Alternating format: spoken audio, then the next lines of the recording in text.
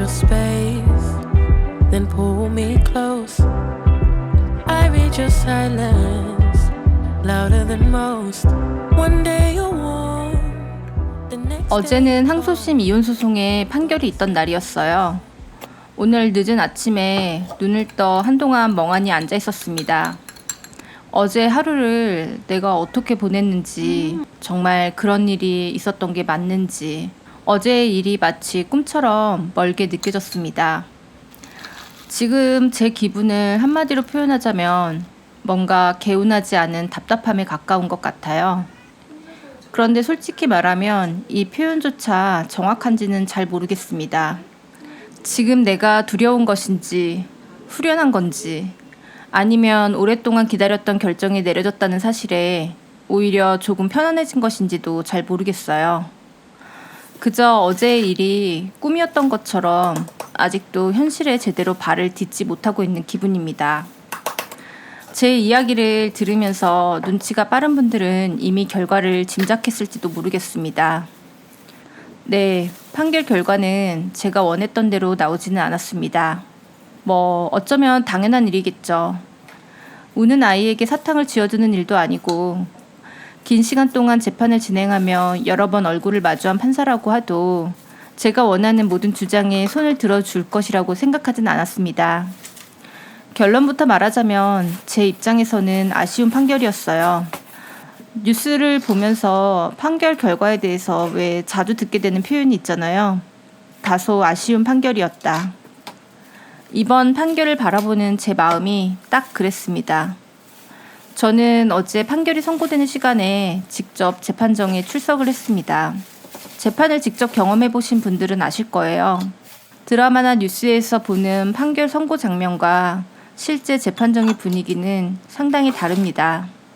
이혼 소송의 경우 판결 선고일에는 변호사가 참석하지 않는 경우가 대부분이라고 해요. 저 역시 1심과 2심 모두 변호사는 참석하지 않았고 저 혼자 재판정에 들어갔습니다. 직접 판결 선고를 경험해 보면 변호사들이 왜 참석하지 않는지 어느 정도 이해가 됩니다. 저의 판결은 오후 2시에 시작되었는데 같은 시간대에 판결이 선고되는 여러 건이 함께 배정이 되어 있었어요. 한 사건의 판결만 따로 진행되는 것이 아니라 같은 재판정 안에서 여러 사건의 판결이 연이어서 선고됩니다. 재판이 시작되면 먼저 사건 번호와 당사자의 출석 여부를 확인하고 판사가 각 사건의 판결 결과를 차례대로 읽습니다. 당사자는 그 짧은 순간에 판사가 읽어주는 내용을 듣고 자신의 판결의 결과를 파악해야 합니다. 그런데 1심 때도 그랬지만 2심 재판정 역시 주변이 다소 어수선하고 시끄러웠습니다. 무엇보다 이번에는 판사가 당사자를 단순하게 원고와 피고라고 부르지 않았어요. 제 이혼 소송은 진행되는 기간이 워낙 길었고 본소와 반소, 항소와 부대항소가 서로 얽히고 있었습니다. 그래서 판사는 다른 사건에서는 원고와 피고 이렇게 칭해서 불렀지만 저와 상대방을 원고 겸 반소 피고, 피고 겸 반소 원고 이렇게 불렀습니다. 이 표현을 글로 천천히 읽으면 누가 누구인지 구분할 수 있지만 재판정에서 판사가 빠르게 읽는 내용을 그대로 듣고 이해하는 것은 전혀 다른 문제였습니다. 원고 겸 반소 피고는 피고 겸 반소 원고에게 아파트 지분 2분의 1을 이전한다. 판사가 이런 식으로 판결 내용을 읽는데 그 순간에는 누가 아파트 지분을 넘겨야 한다는 것인지도 이해가 되지 않았거든요. 내가 상대방에게 지분을 넘기라는 것인지 상대방이 내게 지분을 넘기라는 것인지 조차도 헷갈렸거든요. 그래서 저는 판결을 들으면서도 머릿속으로 계속 생각을 했습니다. 원고 겸 반소 피고가 누구지? 피고 겸 반소 원고는 나인가? 그럼 아파트는 누가 가져가는 거지? 하지만 판결 선고는 제가 내용을 이해할 때까지 기다려주지 않았습니다. 판사는 정해진 주문을 읽었고 저는 제대로 이해하지 못한 채 멍하니 앉아 있다가 재판정 밖으로 나왔습니다. 복도를 걷고 엘리베이터를 기다리고 주차장으로 내려가는 내내 머릿속이 복잡했어요. 대체 내가 무엇을 주라는 거지? 아파트 소유권은 누구한테 넘어간 거지? 내가 아파트를 가져오긴 한 건가? 아니면 상대방이 가져간 건가?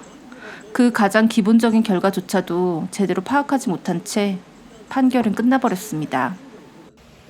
1심에서는 그래도 당사자를 원고와 피고로 구분해서 불렀기 때문에 세부적인 계산까지는 알 수 없어도 누가 얼마를 받고 아파트 소유권이 누구에게 가는지 대략적으로 이해를 할 수는 있었습니다. 판결 결과를 들으러 재판정에 갔는데 밖으로 나올 때는 오히려 더 큰 혼란만 남아 있었습니다. 괜히 왔나? 그냥 집에서 판결문이 올라올 때까지 그냥 기다릴 걸. 그런 생각까지 들었거든요. 운전해서 집으로 돌아오는 내내 재판정에서 들었던 몇 개의 단어들이 머릿속을 계속 맴돌았습니다. 아파트 지분, 금전 지급, 항수 기각. 그런 단어들이 정확한 문장으로 연결되지 않은 채 뒤엉키면서 판결 결과는 오히려 더 미궁으로 빠져들어갔어요. 집으로 도착하자마자 전자소송 사이트에 접속을 했습니다. 제가 법원에서 집으로 돌아오는 사이에 판결문이 올라오지는 않았는지 확인을 해봤습니다. 전자소송 사이트에는 당연히 아무것도 올라오지 않았어요. 그리고 물 한 잔을 마시고 멍하니 서 있었습니다. 정확한 내용을 확인한 것도 아니었지만 느낌상 저에게는 아주 좋은 결과가 아니라는 것은 단숨에 알 수 있었습니다. 그런데 확실한 내용이 없으니 혹시 내가 잘못 들은 건 아닐까 하는 생각도 계속 들었어요. 지난주부터 잠을 계속 자지 못한 채 계속 멍한 상태였는데 집에 돌아오니까 갑자기 졸음이 쏟아지기 시작했습니다. 그때 시간이 오후 3시가 넘은 시간이었어요. 저녁까지 이렇게 판결문만 기다리고 있을 바에는 차라리 자는 게 낫겠다라는 생각이 들었어요. 그리고 생각보다 금방 잠이 들었습니다. 얼마나 잤는지는 모르겠지만 문자 알람 소리에 눈이 떠졌어요. 로펌에서 판결문을 받아 이메일로 보냈다라는 문자였습니다. 그리고 상고할 의사가 있다면 반드시 정해진 기한 내에 연락을 달라는 내용이 함께 적혀져 있었습니다. 상고. 그 단어를 보자마자 헛웃음이 나왔어요. 아, 나한테 별로 좋은 결과가 아니구나. 판결문을 열어보기 전에 문자만으로 제 결과를 짐작할 수 있었습니다. 판결문을 확인해보니 일단 아파트 소유권은 제가 가져오게 됐습니다. 1심에서는 아파트 소유권을 상대방이 가져가고 제가 돈으로 재산 분할을 받는 것으로 판결이 났었어요. 그래서 이번 항소심에서 제게 가장 중요했던 것은 아파트를 지키는 일이었습니다. 어떤 일이 있어도 아파트 소유권만큼은 내가 가져와야 한다고 생각을 했습니다. 그리고 그 부분은 받아들여졌습니다. 항소심 판결에 따라 상대방이 가지고 있던 아파트 지분이 제게 이전되고 아파트 전체 소유권도 제가 가져오게 됐어요. 재산 분할 비율도 1심보다는 아주 조금 높아졌습니다. 1심에서는 전체 재산 가운데 65%를 제가 가져오는 것으로 판단이 되었고 항소심에서는 그 비율이 70%로 올라갔습니다. 법원의 판결 형식으로만 보면 저는 항소심에서 일부 승소한 것이 맞아요. 제 항소 중 일부가 받아들여져 1심의 재산 분할 내용이 변경되었고 상대방이 제기했던 부대 항소는 받아들여지지 않았습니다. 그러니까 판결의 구조만 놓고 보면 제가 얻어낸 결과는 분명히 있습니다. 아파트를 가져왔고 재산 분할 비율도 올라갔어요. 상대방 역시 자신의 부대 항소에서 원하는 결과를 얻지 못했습니다. 그런데도 제가 이겼다라는 느낌을 받지 못하는 이유는 항소심에서 중요하게 주장했던 여러 부분들이 받아들여지지 않았기 때문입니다. 우선 가상화폐에 관한 주장은 인정되지 않았습니다. 상대방이 보유한 것으로 보았던 비상장 주식에 관한 주장도 받아들여지지 않았습니다. 제가 요청했던 재산분할 비율과 위자료에 관한 주장은 모두 인정되지 않았어요. 정리하자면 제 항소는 일부 받아들여졌지만 나머지 요구는 기각됐습니다. 상대방의 부대 항소는 모두 기각되었습니다. 법률적으로는 제가 일부 승소한 판결이라고 나왔습니다.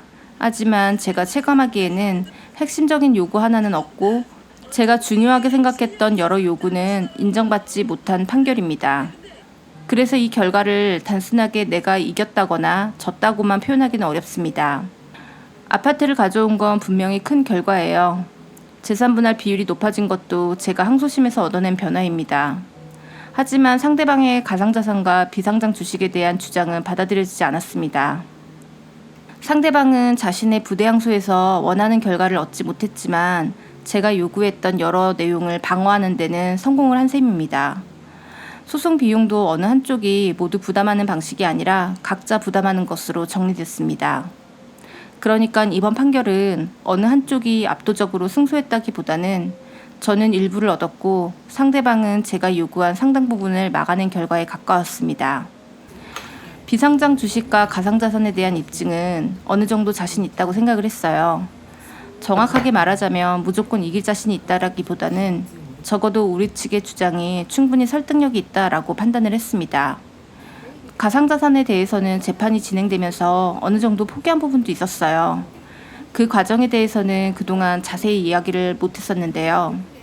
이유는 재판이 진행 중인 상황에서 제가 하는 말이 소송에 영향을 줄 수도 있다라고 생각을 했기 때문에 유튜브에서 공개를 하지 않았습니다.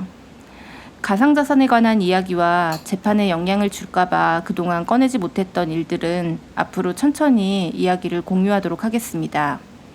왜 제가 숨겨진 자산이 있을 수 있다라고 생각을 하게 됐는지, 어떤 자료를 찾았고 어떤 부분은 끝내 확인을 못했는지, 그리고 법원이 왜 그 주장을 받아들이지 않았는지, 제가 겪었던 과정과 그 안에서 느낀 점을 중심으로 이야기를 한번 풀어가도록 하겠습니다. 이제 집을 얼른 내놔야 돼요. 판결 이후 소유권 이전 절차가 어떻게 진행되는지 변호사와 이야기를 해야 하고, 은행에도 연락해서 현재 남아있는 대출금이 정확하게 얼마인지도 확인을 해야 합니다. 판결이 끝났다고 해서 모든 문제가 끝난 것이 아니라 이제부터 현실적인 계산과 정리를 시작해야 합니다. 그리고 집을 내놓으려면 가장 먼저 집을 치워야겠죠. 오늘 오전까지만 해도 저는 계속 멍한 상태였어요. 판결일이 정해졌을 때부터 저는 어떤 결과가 나오더라도 그것을 잘 받아들이는 일이 중요하다라는 생각을 했습니다. 제가 제기한 주장들이 받아들여지지 않았다는 사실에 화가 나기보다는 재판부를 설득할 만큼 충분히 소명하지 못했나 보다라는 생각이 먼저 들었습니다. 물론 아쉬움이 없는 건 아닙니다. 그 자료를 그렇게 많이 찾아냈는데, 그 긴 시간 동안 내가 그렇게 많은 설명을 했는데 조금 더 들여다봐줄 수는 없었을까, 그런 생각이 계속 남아있긴 해요. 하지만 제 생각과 다른 결과가 나왔다고 해서 세상이 잘못 돌아가고 있다고만 생각하며 다시 몇 년을 보낼 수도 없는 일이기 때문입니다. 결과가 나왔다면 이제는 그 결과를 받아들이고 이 판결 이후에 내가 어떻게 살아갈 것인지를 찾아야 한다고 생각을 했어요. 엄마와 다시 통화를 했을 때 집을 되찾아온 것에 대해서는 반가워했지만 역시 많이 아쉬워했습니다. 그리고 통화 도중에 엄마가 흐느끼기 시작했어요. 그동안 내가 고생한 시간이 생각난다고 했습니다. 그런데 저는 흐느끼는 엄마 목소리를 들으면서도 이상할 정도로 담담했습니다. 엄마는 울고 있는데 저는 눈물이 하나도 나지 않더라고요.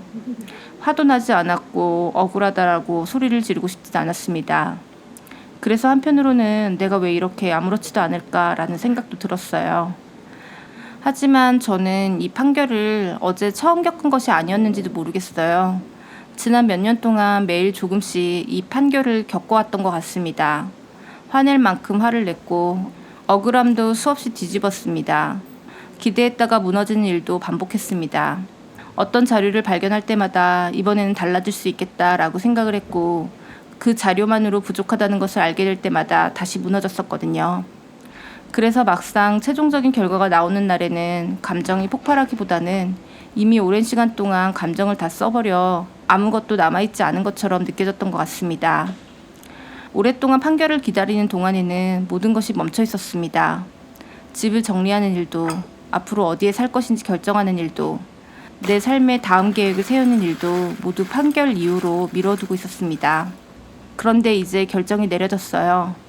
완전히 만족스러운 결정은 아니지만 적어도 더 이상 결과가 나오기만을 기다리며 멈춰 있을 필요는 없게 되었습니다. 판결이 나면 굉장히 후련할 줄 알았습니다. 오랫동안 나를 붙잡고 있던 일이 끝났으니 드디어 끝났다라는 해방감이 밀려올 거라고 생각을 했어요. 그런데 실제로 남은 것은 환희나 후련함보다는 커다란 공백에 가까웠습니다. 판결이 난다고 해서 그동안 잃어버린 시간과 몸, 돈과 관계가 원래대로 돌아오는 것은 아니기 때문일 것입니다. 그래서 드디어 끝났다라는 기쁨보다는 그냥 끝났구나, 그런 생각만 남았습니다. 이제는 상대방과 싸우는 일에 내 마음을 더 이상 쓰고 싶진 않다. 이제부터 내 집과 내 삶을 정리하는 일에 힘을 쓰고 싶다. 지난 4년 동안 저는 이혼을 끝내기 위해서 살았습니다. 재판 일정에 맞춰 움직였고 상대방이 제출한 서면을 읽고 다시 반박할 자료를 찾으면서 그렇게 시간을 보냈어요. 제 삶의 많은 부분이 상대방의 주장에 대응하는 일로 채워져 있었습니다. 이제는 내 삶의 중심에서 그 쓰레기를 밀어낼 수 있게 되었습니다. 왜 우르렁했어? 야, 엄마한테? 왜? 엄마가 뭐 잘못했는데? 응? 뭐 잘못했어? 그냥 화가 막 나? 그럼 안 돼. 예쁘다. 알았어, 안 할게. 일로 와, 점프.